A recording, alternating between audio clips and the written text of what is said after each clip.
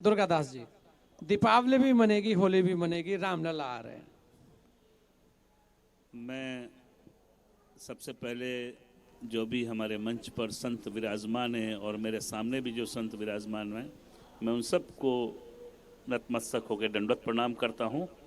Network 10 के माध्यम से संजय जी, दिवाली तो उसी दिन मान गई थी जिस दिन सुप्रीम कोर्ट का आदेश आया था, और होली उस दिन मन गई जिस दिन लोगों ने जनेऊ धारण कर लिया था।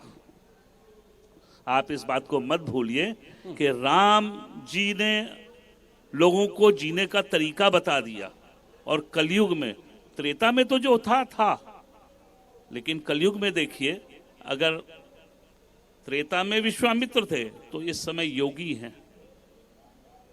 सारी राम रूप रेखा से ही चल रही है। आप कह रहे हैं अयोध्या का विकास, मैं समझता हूं मेरे को 50 साल इसको देखते हुए हो गया। अयोध्या में 24 घंटे राम नाम का कीर्तन होता था पराया आश्रमों में, लेकिन आज देखिए यहां तो हर दिन दिवाली हो रही है, हर जगह का विकास हो रहा है, चाहे अंतर्राष्ट्रीय हवाई अड्डा हो, चाहे रेलवे का माध्यम हो। विकास तो विकास है। अब लोग रो रहे हैं, किस लिए रो रहे हैं? आप कहते हैं आमंत्रण के लिए रो रहे हैं। भाई उनकी भी तो कोई सुनेगा। आपके जो चैनल है, क्या उनको नहीं पूछेंगे? उनको कोई नहीं पूछ रहा है, इसलिए वो कहते हैं सरकारी खर्चे से ये सारा प्रोग्राम होता है। लेकिन सरकार किसकी है? इस जनमानस की है, और पैसा जनमानस का है। जिन्होंने 75 साल राज्य किया, क्या उनकी आंखें नहीं थी? उनकी भी आंखें थी। आज रो क्यों रहे हो? हमारे आचार्य प्रमोद जी जैसे उनको हर पल समझाते आ रहे हैं, लेकिन शायद उनकी बुद्धि काम नहीं कर रही है। मैं समझता हूं वो चाहते तो कब की 75 दिवाली मना चुके होते, लेकिन वो क्यों नहीं मना पाए, ये उनका दुर्भाग्य है। और आज एक आमंत्रण के लिए तड़फ रहे हो। कभी कोई मंदिर में पूजा करने जा रहे हो, कभी भगवान केदारनाथ को अभिषेक करने पहुंचते हो और कहते हो हमने 5000 लोगों को भोजन कराया। तो यहां तो जो बैठे हैं गद्दी पे, जिनको ठाकुर जी ने बिठा रखा है, वो कितनों को भोजन करा रहे हैं, वहां तो गिनती ही नहीं है। और आप देखिए, आप अयोध्या के विकास की बात कर रहे हैं, मैं कहता हूं इस राष्ट्र की बात कीजिए।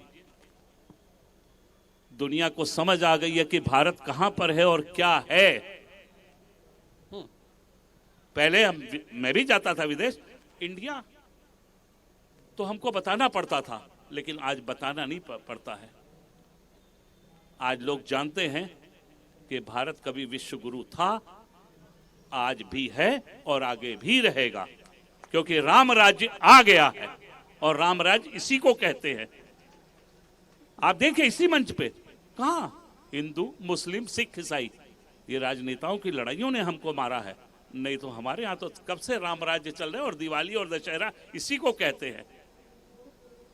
रावण का अंत कहां है? रावण का अंत वही है जहां पर छिछोरी हरकत होती है। पत्नी कहती है कि निमंत्रण में नहीं मिला है, और पति जी कहते हैं निमंत्रण मिल गया है, और रोते हैं समाजवाद को। लेकिन आप देख लीजिए, ये वही धरती है जहां पर राम सेवकों पे ऊपर गोली चली और डंडे चले। ढांचा तो ढांचा था, वो तो गिरा ही गिरा। लेकिन आज देख लीजिए उस ढांचे की दशा पे क्या इमारत खड़ी हो रही है, और वो भी हमारे प्रभु राम की। राम के साथ समृद्धि आ रही है। आप खुद देखें ना कि राम का शासन आ गया, राम राज्य आ गया, और आप खुली आजादी से बोल रहे हैं। नहीं तो इस समय आप भी कहीं होते और हम भी कहीं होते। बिल्कुल। महंत विष्णुदास जी, जय श्री राम।